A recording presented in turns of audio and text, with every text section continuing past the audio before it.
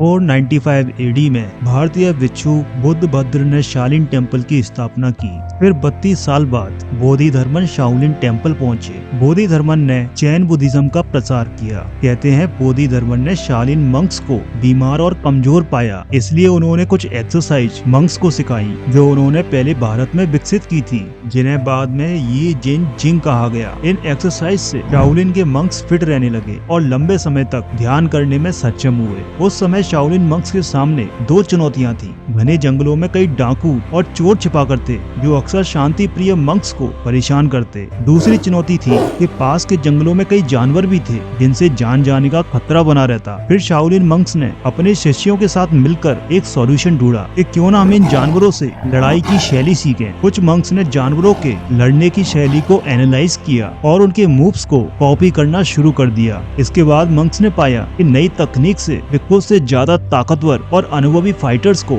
आसानी से हरा पा रहे हैं। कुछ ऐसी ही कहानी है शाओलिन वॉरियर वेंग लेंग की। वेंग लेंग पिछले कई सालों से कुंफू का अभ्यास कर रहे थे, लेकिन वह एक बार में एक से ज्यादा फाइटर्स को नहीं हरा पा रहे थे। एक बार जंगल से गुजरते वक्त वांग लेंग ने देखा एक छोटा सा प्रेइंग मेंटिस अपने से 3 गुना बड़े कीड़े को लड़ाई में हरा रहा है। यह देखने के बाद वेंग लेंग ने मेंटिस को पकड़ लिया और काफी समय तक मेंटिस के मूव्स और तरीकों का अध्ययन किया। वेंग लेंग ने पाया कि मेंटिस लड़ने के लिए अधिकतर हाथों का इस्तेमाल करता है। इसके बाद वेंग लेंग ने नई कुंफू टेक्निक विकसित की, जिसमें मेंटिस के साथ साथ बंदरों के पैरों की स्टाइल जोड़ी और कई जानवरों के मूव्स जोड़कर नई टेक्निक इजाद की। जब इस नई टेक्निक स्टाइल में वे पारंगत हो गए, तब उन्होंने शाओलिन लौटकर कई अनुभवी मंक्स को एक साथ परास्त किया। शाओलिन के हेडमास्टर बहुत प्रभावित हुए और उन्होंने प्रेइंग मेंटिस स्टाइल को कुंफू में शामिल कर लिया और 800 साल बाद आज भी ये कुंफू की एक खास टेक्निक में से एक है। शाओलिन टेम्पल का इतिहास काफी उतार चढ़ाव भरा रहा है। शासकों को शाओलिन की बढ़ती ताकत और युद्ध कौशल से भय था, इसलिए कई बार शाओलिन टेम्पल को जला दिया गया। उनकी किताबें, लेख और धरोहर समय समय पर नष्ट किए जाते रहे। कई बार मंक्स को कैदी बनाया गया। फिर 1980 के दशक में 2 मूवीज रिलीज हुई, द 36 चैम्बर ऑफ शाओलिन और जेट ली की शाओलिन टेम्पल। ये दोनों मूवीज हिट रही, जिसके बाद शाओलिन और कुंफू दुनिया भर में प्रसिद्ध हुए। मास्टर शेंग ये कहते हैं कि केवल कुंफू शाओलिन मंक्स को खास नहीं बनाता। आज शाओलिन मंक्स पर कई मूवीज और डॉक्यूमेंट्री बनती हैं, क्योंकि इनके व्यक्तित्व में कुछ आकर्षण है, सामान्य लोगों से कुछ अलग है जो आप महसूस कर सकते हो। वॉरियर एनर्जी, इस बात को ऐसे समझिए, हर किसी की यात्रा में एक ऐसा समय जरूर आता है जब फेलियर के बाद फेलियर और उसके बाद एक और फेलियर आता है। इस बीच समझ नहीं आता कि किस कमी के कारण हम फेल हो रहे हैं। क्या हमारे अंदर डिसिप्लिन की कमी है, या साहस की कमी है, या फिर तैयारी की कमी है। ऐसे समय में अधिकतर लोग हार मान जाते हैं। मास्टर शेंग ये कहते हैं, हम सब के अंदर कुछ है जो फेल नहीं होना चाहता। हम सब के अंदर एक स्पिरिट मौजूद है जो तीसरी के बाद चौथी बार फेल नहीं होना चाहता, और जो इस स्पिरिट का उपयोग करना जानता है वही एक वॉरियर होता है। यही भावना एक शाओलिन वॉरियर और एक सफल इंसान में होती है जो दूसरे लोगों में सोई होती है, और यही स्पिरिट अंतर और आकर्षण पैदा करती है। ये वॉरियर स्पिरिट हमारे अंदर पैदा कैसे होगी?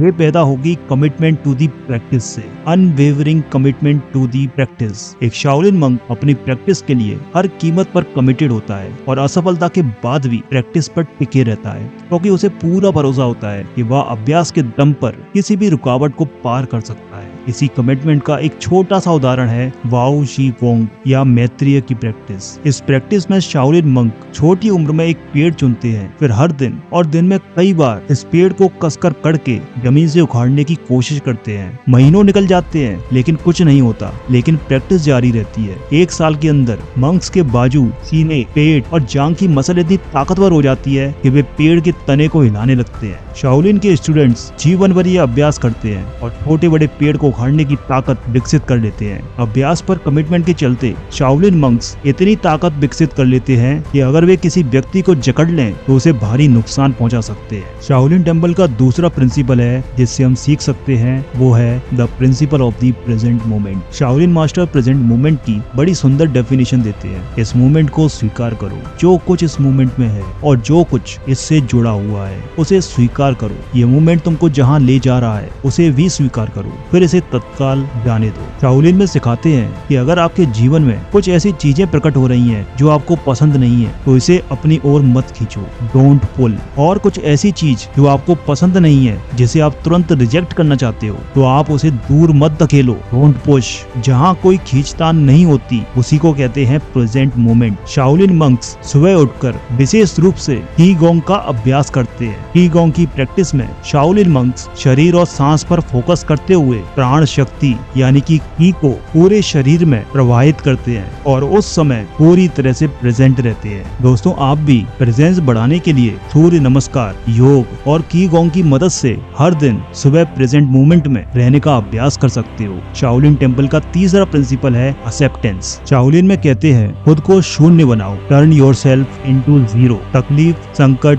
डाउट, किसी को कंट्रोल करने की इच्छा मत करो, सब कुछ जाने दो, केवल अपनी प्रैक्टिस पर भरोसा रखो। जब मंक्स शाओलिन टेम्पल में प्रवेश करते हैं तो वे 3 बार दंडवत प्रणाम करते हैं। यह शरीर, मन और भावनाओं पर कंट्रोल छोड़ने का यानी स्वीकारने का प्रतीक है। स्वीकारने से मन को शांति मिलती है। Acceptance leads to inner peace. जब आप अपनी अच्छाइयों और बुराइयों दोनों को स्वीकार कर लेते हो तब आप दूसरों को भी माफ कर देते हो। इसीलिए एक्सेप्टेंस से मन को बहुत शांति मिलती है। शाओलिन मंक्स इसकी अनोखी प्रैक्टिस करते हैं। सर्दियों में वे नदी के ठंडे पानी में बैठ या लेट जाते हैं और पानी को अपने ऊपर से बहने देते हैं। इस अभ्यास को पूरा करने के लिए मंक्स को स्वीकार करना पड़ता है कि हाँ, पानी बहुत ठंडा है, शरीर को कष्ट दे रहा है और बहता जा रहा है। पानी पर हमारा कोई कंट्रोल नहीं है और इसलिए दर्द के प्रति कोई रिएक्शन नहीं है। इस अभ्यास से मंक्स 2 बातें सीखते हैं कि चीजें लगातार बदल रही हैं और इनसे हमारा कोई अटैचमेंट नहीं है। दूसरी बात, आपको दर्द से लड़ने की जरूरत नहीं है, बस इसे स्वीकार करने की जरूरत है। इससे मन में नेगेटिव विचारों की साइकिल शुरू नहीं होती। शाओलिन मंक्स का अगला प्रिंसिपल है the principle of mind control. Shaolin monks जानते हैं कि यह मन ही है जो शरीर को ताकतवर और कमजोर करता है। वह जानते हैं कि मन पर कंट्रोल करने से स्वयं के साथ साथ आसपास की चीज को कंट्रोल कर सकते हैं और यही मन इंसान को अपराजय बनाता है। राजयोग में स्वामी विवेकानंद भी यही कहते हैं कि आपको दूसरों को कंट्रोल करने की जरूरत नहीं है, आपको केवल अपने मन को कंट्रोल करना है, बाकी आपके आसपास और परिस्थितियां सब कुछ अपने आप कंट्रोल में आ जाएंगे। शाओलिन मंक्स जानते हैं कि मन की ताकत शरीर, सांस और विचारों में फैली हुई है। वे कुंफू के अभ्यास से इन तीनों शक्तियों को एक करते हैं। शाओलिन में कहते हैं कि मंक्स में इतना धैर्य होना चाहिए, इतना कंट्रोल होना चाहिए कि जब वह अपने अंदर सबसे बुरा महसूस कर रहे हो तब भी अपना सबसे बेस्ट करने की कोशिश करें। मन पर ऐसा कंट्रोल विकसित कैसे होता है? शाओलिन दर्शन में कहते हैं discipline leads to self control. Mind control पाने के लिए हमें 3 चीजों में डिसिप्लिन लाना है, अपने विचारों में, भावनाओं में और एक्शंस में। तीनों में डिसिप्लिन रहना है। अगली बात जिससे हम सीख सकते हैं वह है शाओलिन मंक्स का डेली रूटीन। मंक्स का डेली रूटीन बहुत इंटेंस है, लेकिन इसमें खास बात जो हम सबको सीखनी चाहिए वह है कि शाओलिन मंक्स सुबह 5 बजे उठते हैं और 5:15 से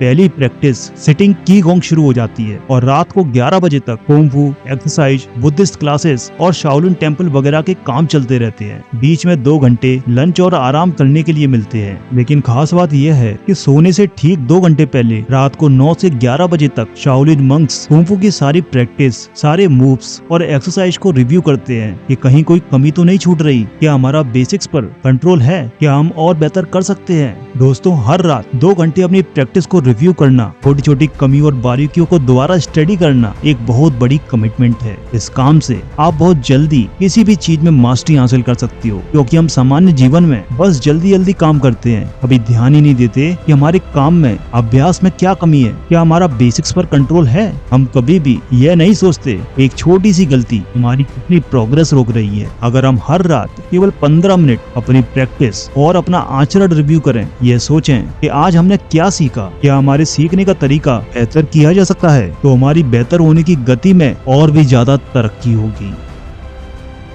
दोस्तों, स्क्रीन पर शो हो रहे आप इन 2 वीडियोस को भी जरूर देखें। इन वीडियोस से आपको बहुत कुछ सीखने को मिलेगा और आपको बहुत सारी इंस्पिरेशन मिलेगी। मैं इसी तरह की वीडियोस आपके लिए आगे भी लाता रहूंगा।